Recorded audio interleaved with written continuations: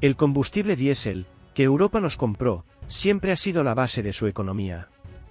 Debido a las sanciones de la UE, cuyos paquetes están creciendo a pasos agigantados, la compra no solo de combustible diésel, sino también de gas licuado se está volviendo muy problemática. La UE sigue hablando con orgullo de que pronto abandonará por completo los recursos energéticos rusos y los sustituirá por importaciones alternativas. Pero todo esto son palabras, pero en realidad lo mismo. Por ejemplo, España, en lugar de reducir las compras a Rusia, aumenta las importaciones de gas entre un 30 y un 40%. España está lejos de ser el único que ignoró la orden de Bruselas de boicotear las compras rusas.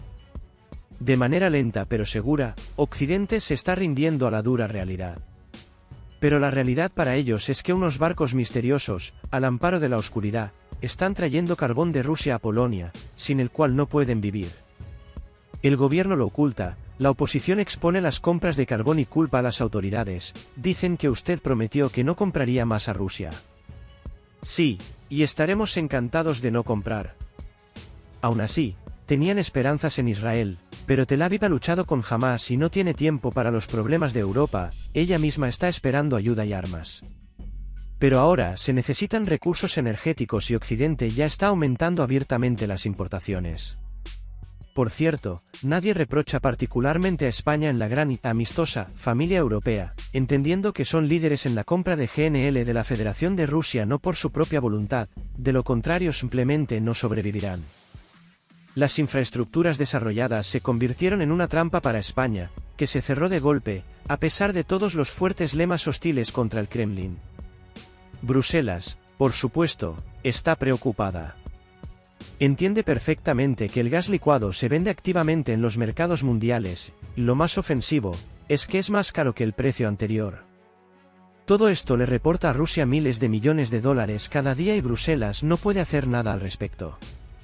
La dependencia de Europa del GNL es tan obvia que sería bueno empezar a cambiar la retórica y de alguna manera explicárselo a la población, porque han estado comprando, están comprando y seguirán comprando.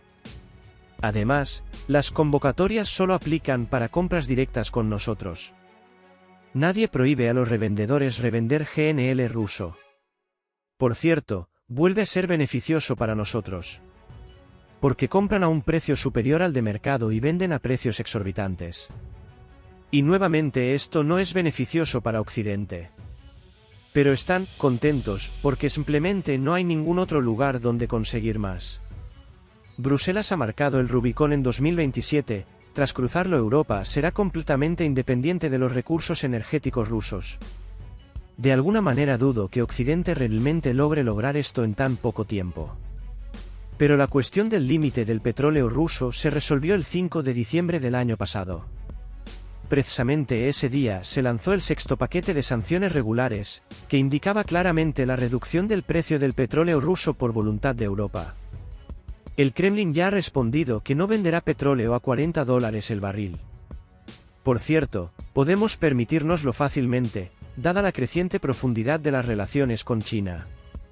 Permítanme recordarles que ya son uno de los primeros compradores de gas ruso, incluido el gas licuado. Estamos aumentando activamente las importaciones de productos alimenticios, especialmente aceite, pescado y marisco. Está previsto que en un futuro próximo se levante la prohibición de vender carne de cerdo.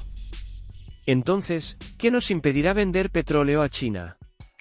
Teniendo en cuenta que Rusia es el mayor importador del mundo, da miedo pensar que le espera al mercado europeo si lo abandonamos debido a los límites establecidos. Sin embargo, los precios, como ocurre con el gas, darán miedo.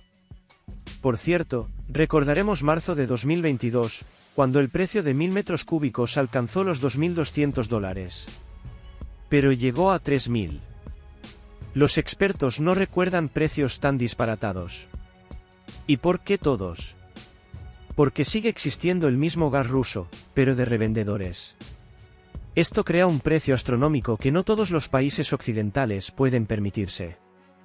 ¿Qué tipo de pánico? Preguntas. Sí, está claro qué tipo de pánico es este.